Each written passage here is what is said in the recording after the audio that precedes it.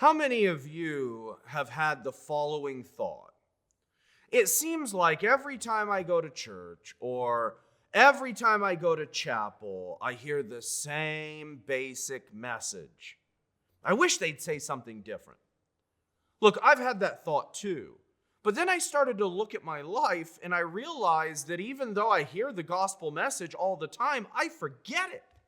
The preaching of God's word, the taking of the sacraments, fellowshipping with God's people are constant reminders, not just that I am in desperate need of a Savior, but also that the Savior has arrived. I need to hear that message constantly. Otherwise, I'm prone to wander. The medievals, they had this practice, not all of them, but some of maybe the more extreme medievals had this fascinating practice to remind them daily of their mortality, of their impending death. Here's what they would do, some of them. They would take a human skull. For some reason, human skulls were available. There was a human skull shop. They would take human skulls and they would put them at the end of their bed. And so the idea was this: the very last thing they saw before they closed their eyes was a reminder of their own death. And the very first thing they saw as they opened their eyes in the morning was a reminder of their own death. The idea was this: I need to stop living a false life. I need to stop living the lie that I will never die. Being reminded constantly that I will die, that death is a-coming, can help clarify all sorts of things within my heart. We need reminders of the truth constantly because we are so prone to embracing falsehoods. And so let me talk about a false view of heaven. As we gather together as God's people, as we gather together as a church in order to receive God's grace in different and unique ways, in powerful forms, as we do this, we are reminded regularly that the goal of our lives, the goal of all of creation, is to glorify Him. It's about God, not about me, not about you.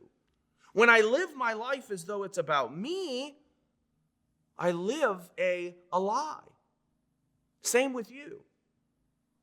Now, in order to fully sort of live this out, this idea that my life, your life, the creation is all about glorifying God, I need to have a clear view or a clearer view, a true understanding of what that's going to look like. What does that look like?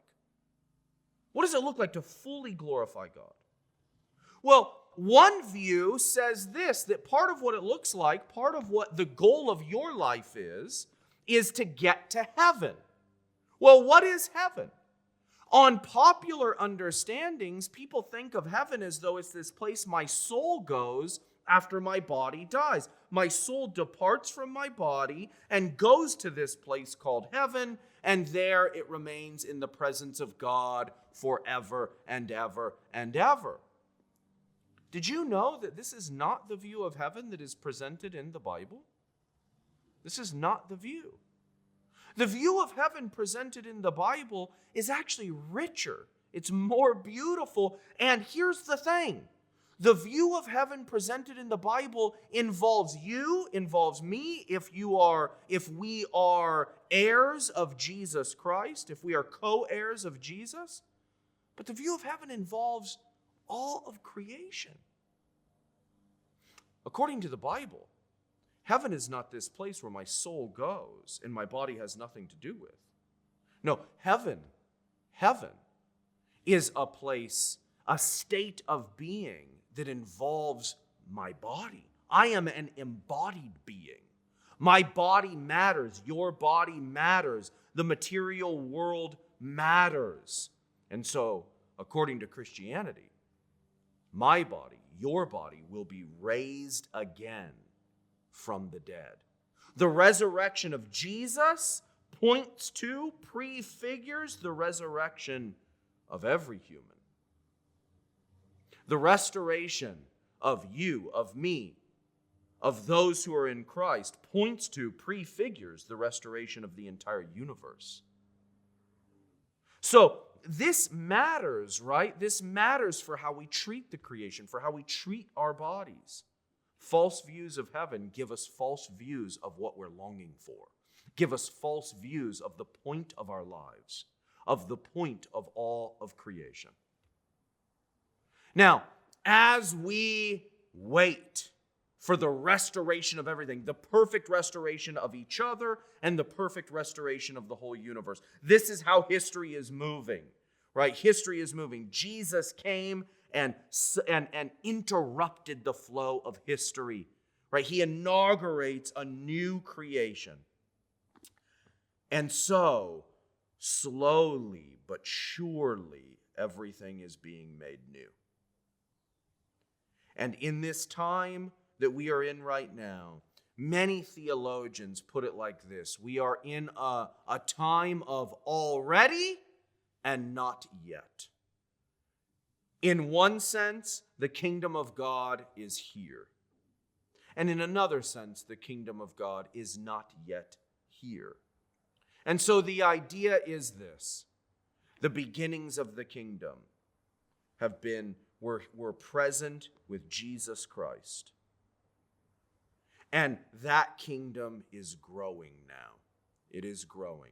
Now, there are different views within Christianity about exactly how and when the full kingdom of God will saturate all of the universe. There's different views about the end of history as we know it.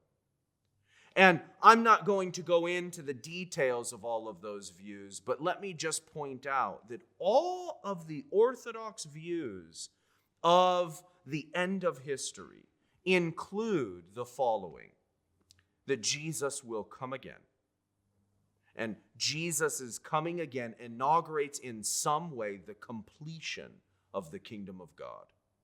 All orthodox views of the end of history, where history is pointing, include the resurrection of the dead.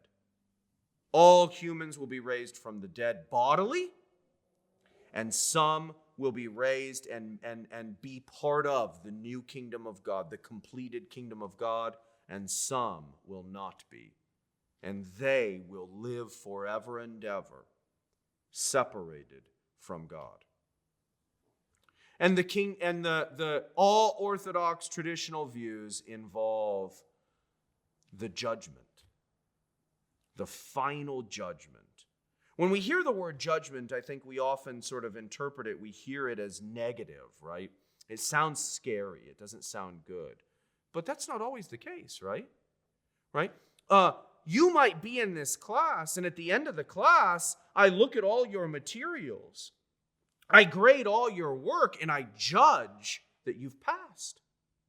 I evaluate you. I assess you as having done well, exemplary work, and so you get an A. That's a judgment too. So the judgment is not solely, wholly negative or bad. It's also glorious. It's also glorious.